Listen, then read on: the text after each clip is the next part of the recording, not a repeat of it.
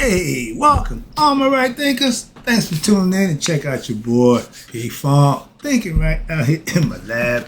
Oh, I got a nice little lesson for you today. We back in the book. I'm just rolling. I'm picking out the stuff that I want to teach, so it's going to be whatever, but it's going to be a good lesson. That's my point. This is going to be about my dude, Djehuti. They call him, y'all know him by stars, Hermes, Trismegistus, Mercury, bunch of names, but he's Djehuti, okay? He represents Gnosis, your experience, your knowledge of what you need to know, aka thyself. All right, let's go. Rightism, 25 rules to live by. Storytelling, story with a message. There's a message in my stories for life. I give you life lessons. You tune in and receive them. I appreciate you. We got a good thing going. Let's handle our business. Right thinking mission. That's what I'm on. It's to enlighten, inspire, educate, and motivate you, the individual, to a higher spiritual level of enlightenment. Right thinking way of life through mental and spiritual discipline, practice daily, will help and guide you to obtain your goal of reaching spiritual enlightenment, aka know thyself. My mission is that all right thinkers know thyself. If you're a right thinker, your goal is to know thyself. You see where we're going with this? Let's get there together. So I ask the question, do you know you? You will when I'm through? Yeah, that's what I do. It's rhetorical, but you know how to answer for yourself. Tune in. I got you. A person who knows not and knows not that they know not is foolish. Disregard them. A person who knows not and knows that they know not is simple, but you can teach them. That's why I do what I do for you. Appreciate you too. Stay tuned. I got more for you. A person who knows not and believe and think that they know is dangerous. Avoid them. I do. A person who knows and knows not that they know is spiritually asleep. I can awaken them. I'm your spiritual alarm clock, here to wake you up with knowledge of self. That's what I do for you. A person who knows and knows that they know is wise. Follow them. All these persons reside in you. Right thinkers, know thyself and to Maya, be true. I'm in the Egyptian book, Egyptian Yoga, and it have about 15 different sections, chapters. I'm going to go right to chapter 6. And this is chapter 6. The title is Djehuti, Gnosis or Thought. See this guy right here? That's Djehuti, okay? The Caduceus, the two serpents are going to stick. This is the Pharaoh. He giving life to him. But this is him in his form, okay? Djehuti, the man, ibis-headed bird, the ibis, and the baboon. All of my significant concepts that they use to teach about you, an aspect of your concepts, of your mind, how to use it, what it represents. So let's see if I can get this lesson across to you. Right thinkers, let's talk about, what I call this one? Oh, Djehuti, Gnosis. Gnosis means knowing something intuitively without having to think about it. Let's see if we can make that happen for you. Okay. It says here, to the supreme divinity, God, Gnosis is no beginning, rather Gnosis doth afford to us the first beginning of his God being known, not believed in. Gnosis is going to teach you to have a mystical experience. That's what I've been teaching you about. So that's why I picked this lesson out to hopefully drive that point home for you. So let's go. It says here, the Egyptian god of wisdom, which is Djehuti, his animal symbols are the ibis-headed bird, the man with the ibis head, or the ibis bird itself, or the baboon. You never see the man with the baboon head. You see the whole baboon. So those are the things, the hieroglyph, you see that, you know that's who it represents, the Djehuti.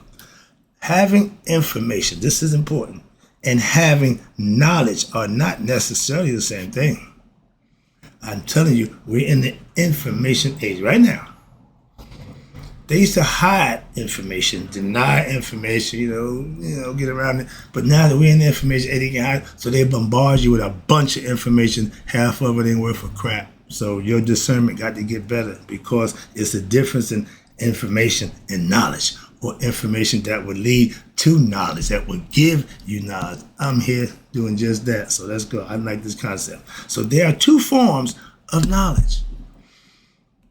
Direct and indirect. We talked about this before. Indirect knowledge is something you can learn and are convinced of what intellectually, your consciousness, your comprehension level, you can obtain knowledge. We all learn 2 plus 2 is 4. We all learn how to add, subtract, multiply. We all learn that. That's indirect knowledge. We get it, we learn it, and we have it. Now, direct knowledge, on the other hand, is something that you experience. Ding, ding, ding, ding, ding. Who's the best teacher? Experience. That's why it's called experience. Your mystical experience, that mystery that was a mystery to you, it becomes answer, and you have your own experience where you got your own answer to what? Know God and you are one. Whatever religion you practice, whatever philosophy you practice, it all comes down to the same thing. I made that point clear, so let's move on. It is something which requires no thinking to be understood. That's intuitive knowledge. That's, I said, again, every aspect of your character, they had it laid out for you, and I understand them very well. And that's why I can say, I watch people teach Djehuti. He's a philosophical principle, mythological character. He's not the king of Atlantis. He ain't the pharaoh. He's none of that. He's just concepts. Calm down. I freak out. But okay, I see people doing that. I just have to laugh, but that ain't what I do. These are all aspects of your character. Djehuti is your memory bank. He keeps track of everything. He's the scribe of scribe. That's what he got him, okay? But he's also what? The healer. He also brings you what? Knowledge and wisdom. He's all of those things. He ain't a real person. Like Jesus, moving on, concepts, principles that you, Maya, she ain't real. She's a principle, philosophical concept that we pattern ourselves after. We gave our identity. Represent principles that you can follow. Moving on. Hope you get this concept. All right, let's get back to this understanding, direct or indirect knowledge. Indirect knowledge is when you have intuitional knowledge from inside you. That's the Akashic Records. It's inside you. All you got to do is raise your conscious level to get there. And you're going to get it down here. All right. It's like a guy going to high school. Okay, your level of education stops at the 12th grade. Cool. The person who went to college for 4 more years, he got a little more knowledge. Person that went for 8 got a little more knowledge. So the higher you go, the more you get. That's all up to you as the individual. Same thing in life. Okay, your life experiences are yours. All right. But it is being what? Knowing. That's knowledge. As opposed to learning or thinking and believing you have knowledge. If somebody tell you a story and you believe it to be true, you believe it to be literal, and because you believe it, and then find out that what you believe was wrong, what you gonna do? Freak out. But okay, but you was wrong. You was wrong. You're human. Get over it. Move on. A lot of people ain't gonna admit to it. They're gonna stay and live in denial and still want it to be what they believed it was because they believed it with their heart. They so believed it. That's emotional bondage. That's psychological nightmares, okay?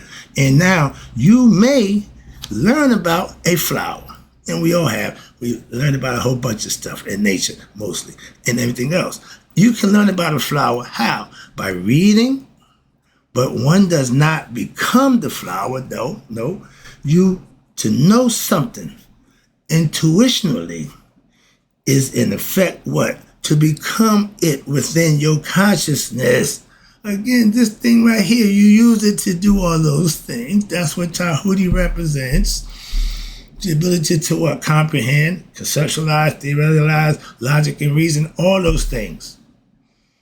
In order for Gnosis, there you go, to occur for every individual, that's why it's called an experience. Gnosis have to be experienced to be known. You can't assume it. You can't dream it, guess, hope. No, you have to experience it. Hence, knowing. Gnosis. From what? Experience.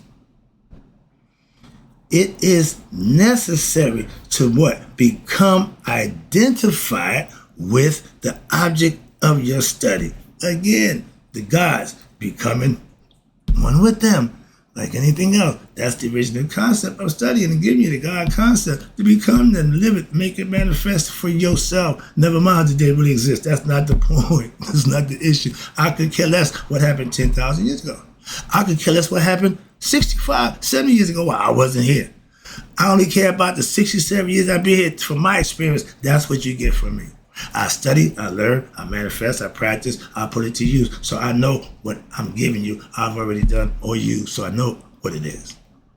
Okay? It used to be with drugs. Now it's with information and knowledge. Okay? Moving on.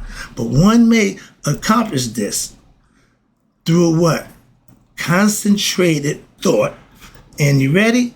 Daily meditation. If you're not meditating, you ain't raised your conscious level to where you shut you down and listen to your higher self. You won't commune with God. You ain't getting nothing but you. That's nothing. That's the Ouroboros. You ain't getting nothing. You can't bless you. You can't save you. You can't anoint you.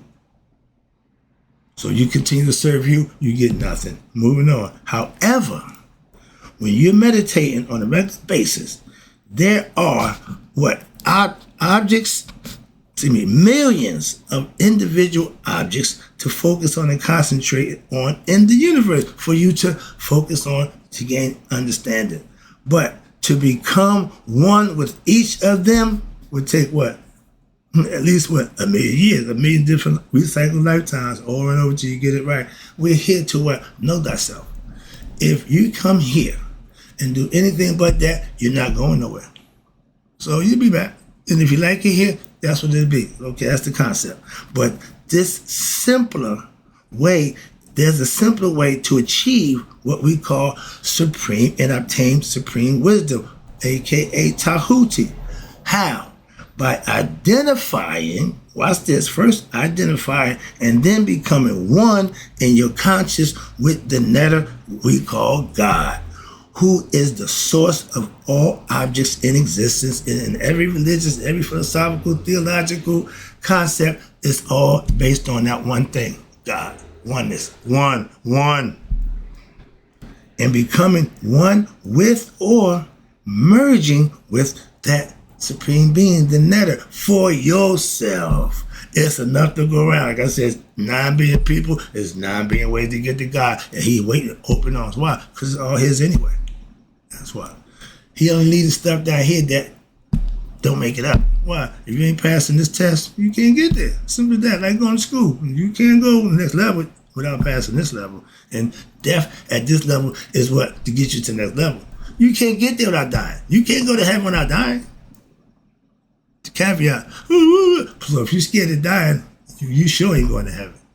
Why? You ain't got knowledge of self. You ain't realizing there's something else. But to become one with the netter, that's been the philosophy, that's been the concept of everybody who trying to do anything.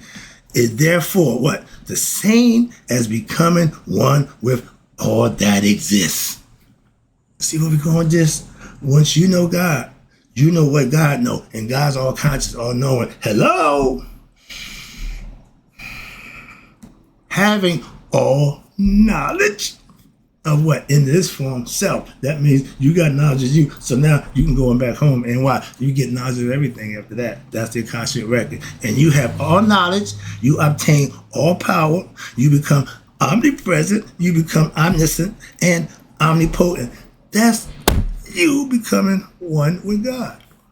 And this is the best way I think. I'm just trying to, this is can't get no simpler than it is. So yeah, if you understand this, you're on track. Why? It's how you live and what you do. You practice, you study, you implement what you're learning, and you become what? A master of oneself, the thing that you practice on a daily basis. Moving on. Now, much of the world, and this is the bad part, is information we have been told. And a lot of it is what?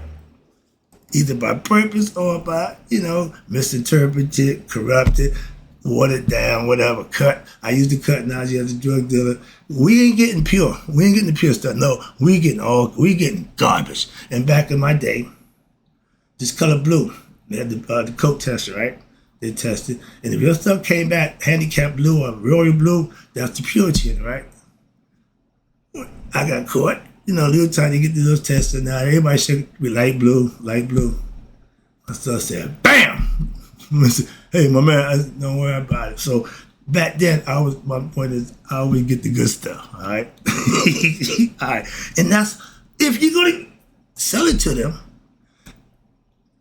and pay the price, but give it to them. Don't, but again, I'm giving you knowledge. I ain't got to cut it. I ain't got to water it down. I'm just giving it away as I got it, raw, pure. Okay, let's go. But much of the information that's gathered by our senses, the physical body, which are specifically or specially just made to gather information from the five senses. Okay?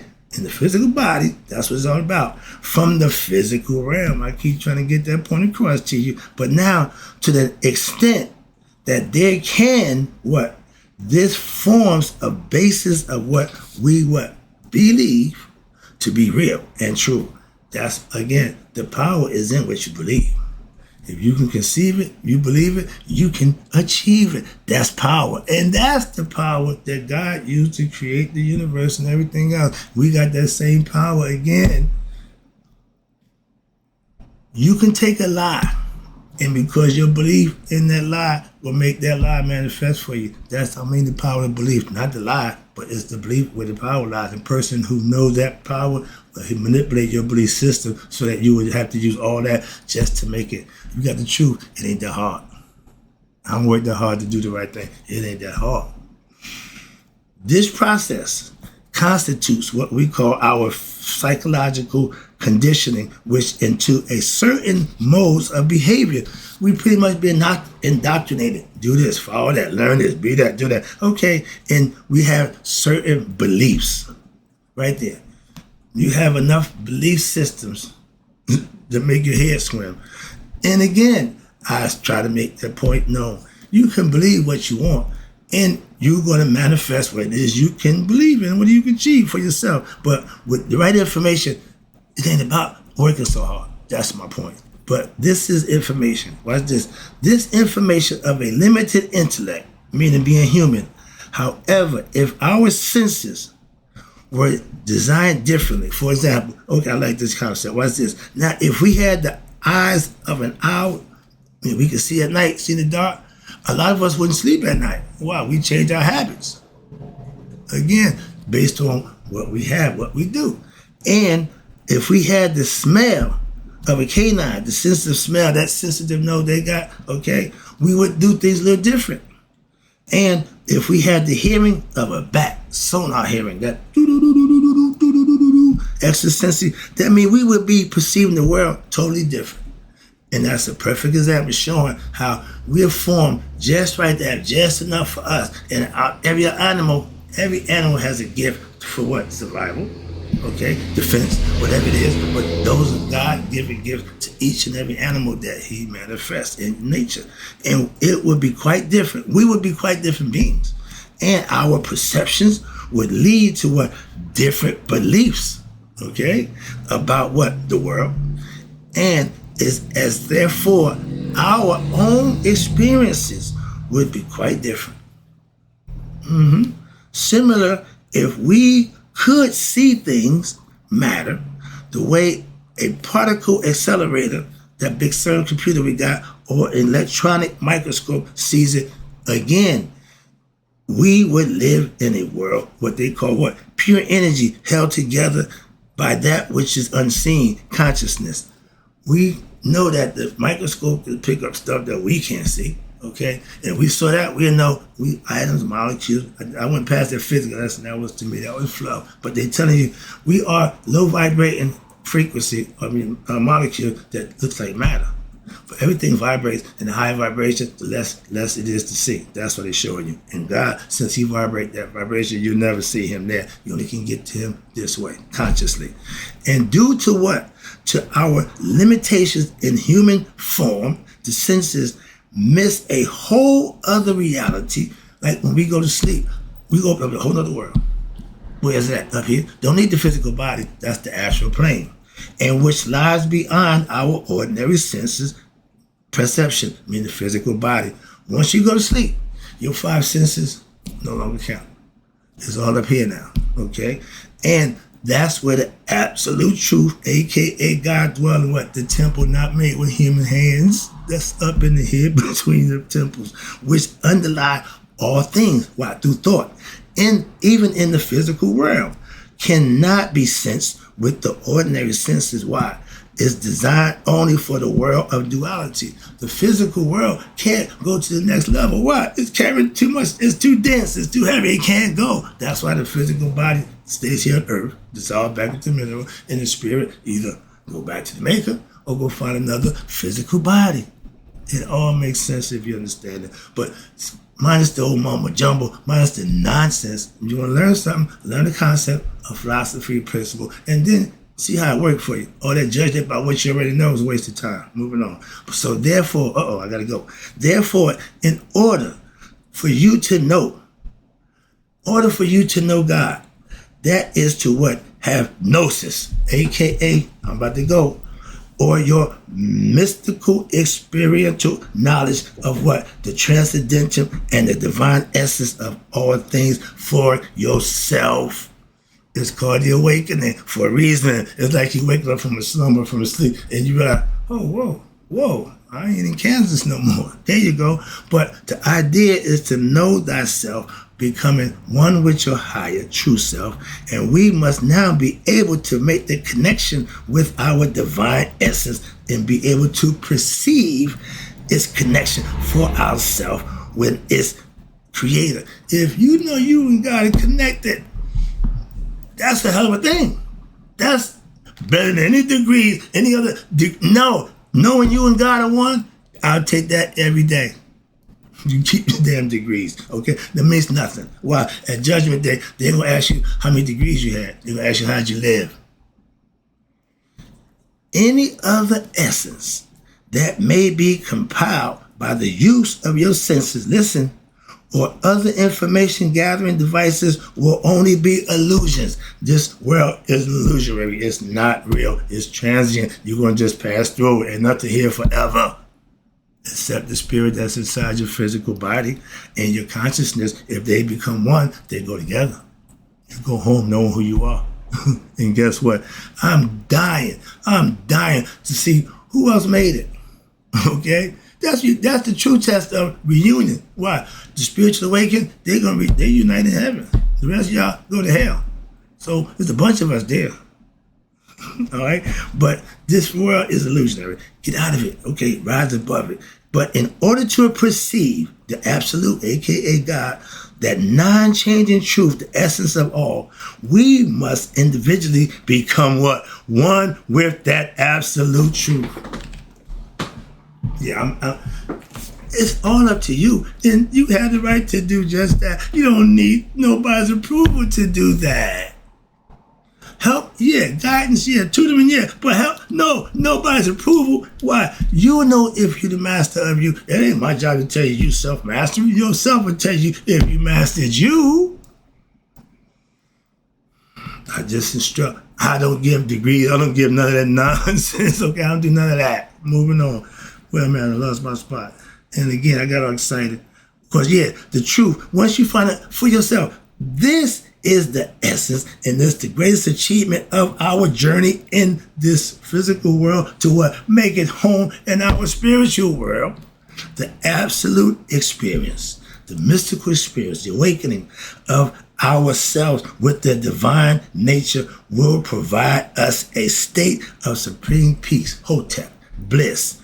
We will have completed, a circuit that comes full circle from Amen, which is the hidden spirit and all, to the reality from where all human souls come to give on earth, the physical form, and manifest your physical reality. And then what? You go back to Amun after life well lived.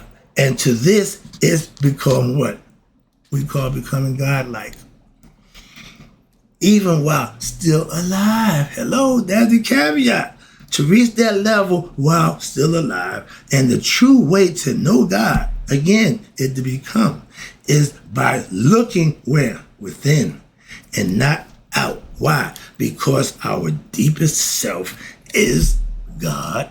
Not that guy up in the sky. the spirit and essence of all things that's rising us, and regardless of your sex, your creed, whatever religion you profess. Therefore, in order for you to know you, aka your true self, God, it is necessary to become God. And what? Your actions. And from the Egyptian story, Senahi, the king who is symbol of the perfected human being, Haru, me and you, at our highest level, our best selves, aka Muhammad Ali, the greatest, is said to what? Have flown to heaven. Here we go. And united with the sun disk. Hence the wings and the sun disk. That's the divine body of the king, merging with its maker. It's all philosophical, metaphorical, but it's for you to learn a lesson and get the concept. In the Egyptian mystery system, the faculty of wisdom is symbolized by the ibis bird, aka Djehuti, okay? And the faculty of truth is symbolized by who? My girl, the feather Mayat. Of the ibis bird, some say ostrich, but I go with the ibis, okay? Some say the falcon, okay, whatever. But it's all about the feather, and you know how light a feather is. Your heart had to be as light as that feather of truth. In Mayat's feather, it don't waver, it don't know, it's sis right there, that's it. And if you can live up to that standard, you deserve to go with your maker. That's how he got there. He had to pass the same test we went through, us all. And he said he flown to heaven. Okay, but the ibis-headed bird shows intellect and understanding. But in the Indian philosophical system, they got a little different concept. Watch this. The goddess of wisdom, Saraswati, is often shown sitting on a white swan. We see Aset with outstretched arms. This is Aset. Sun disk, cow horns, wings, okay, on Mayat pedestal. This is their concept. She's on a lotus flower, a white dove. She got all her stuff, her flower, her gear. Everybody have symbolical, esoteric teachings that they taught to what? Their own kind. To other people, it's mystery. That's what the Egyptians didn't teach the outsiders what we did. As they came in to join us, Socrates, Plato, and my man, Pythagorean, they all came into Egypt and went back home and was famous for what they learned out of Egypt. Moving on. Let me wrap this up again. I appreciate you tuning in. This is a lesson. Now, the ibis of Egypt and the swan of India are both white plumed, signifying what? Purity. The white man took that to mean that his race, white, should be in charge. No, white just means unstained, pure, and that's understandable. It's symbolical, all right? The white swan, and it means signifying the purity of one's conscience, your thoughts, permeated with what? Wisdom, truth, and righteousness. Right thinking means all my thoughts are positive, clean, pure, and above the waist. I don't think below the waist, okay? That's low-level thinking. Gutter, they call it. Why did it? Keep your mind the gutter. Come up here. When women at the big thing, the man talking to look right at them. So you get the concept? All right. I just showed you a picture. Now, for the sake of clarity, from here on, the Supreme Being will be referred to as God, okay? With all capitals. And all other aspects, the divine principles or projections, emanations of the Supreme Being will refer to as God with little letters. I never forget. I asked my daughter a little while ago when she first going to college. I asked her what her concept about God was. She said, the big G or little g? I freaked out. I said, what that? So we understand now. We're on the same page, all right? And she got her master's and PhD degree, all right? And still not smarter than me. So your papers and what you learn in college, and what I got supersedes that. That's my point. Okay, I just showed you the two ladies. I just showed you in Egypt, the goddess of wisdom was Aset. Intuitive knowledge. And her symbol is the feather. Again, they say the hawk, right? And above to the right, I showed you the Hindu goddess in India of wisdom, the truth, and learning, Saraswati. Her image is shown on a white swan, indicating, again, purity of consciousness. This for us means conscious. Okay, Djehuti means conscious. Maya means righteousness and other things. They all represent something symbolical. And let me wrap it up for you. Now, ancient Egypt teachings about the nature of knowledge. A devotee of Aset is, watch this, one who ponders over sacred matters and seeks therein for hidden truth. I don't want the regular. Give me the real deal. Okay.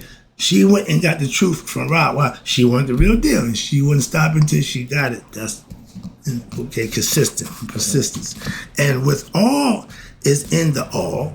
It is also true that the all, which is God, all-encompassing, is in the all.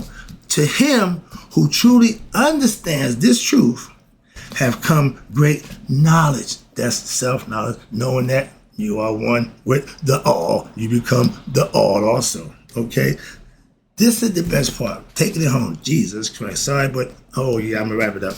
Salvation is freeing the soul from its bodily fetters. That means stop doing the wrong negative things and wake up and become God. How? Through self-knowledge and wisdom, controlling the forces of the cosmos instead of being a slave to them, having the ego under control, subduing your lower nature, and through awakening, spiritual awakening of your higher self, that's how you end the cycle of rebirth and dwelling with the netters who direct the control of the great planes. Our ancestors who are in heaven, we consider the concept. That's where it comes from. We telling you that's how you get there. And they're there. We just got to get there ourselves. Why?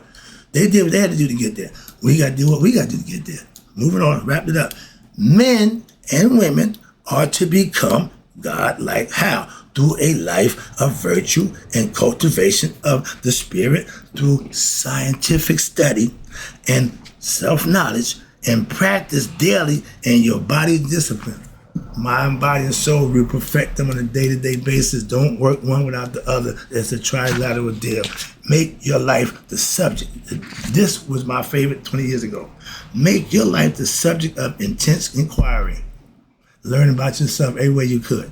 In this way, you will now discover your true goal, direction, and destiny. To know God, strive to grow in stature, beyond all measure, being your best.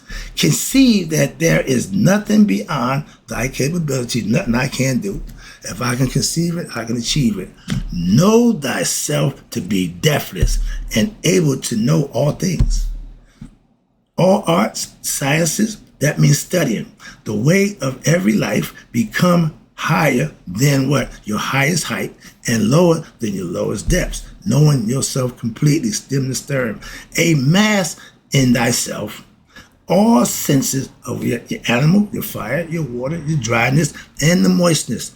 Think of thyself in all places at the same time. Earth, sea, sky, not yet born, in the womb, young, old, dead, and in the other, what? Death, in the other death state. The mind being builder, thou use the fire as a tool for what? Self-construction of all things. But that of man only for things on earth. You can't take none of this with you. Stripped of his fire and mind on earth cannot make things divine, for it is what? Human in its disposition. And such a soul, when from the body freed, what happened? If it had fought that good fight of piety, to know God, to become a good person, and to what? Do wrong, to know such soul becomes eternal mind, whereas the empire soul remains here in its own essence, chastised by its own self, ignorance of his higher and true self. Whoever has eaten the knowledge of every God, their existence is for all eternity and everlasting in their spirit body.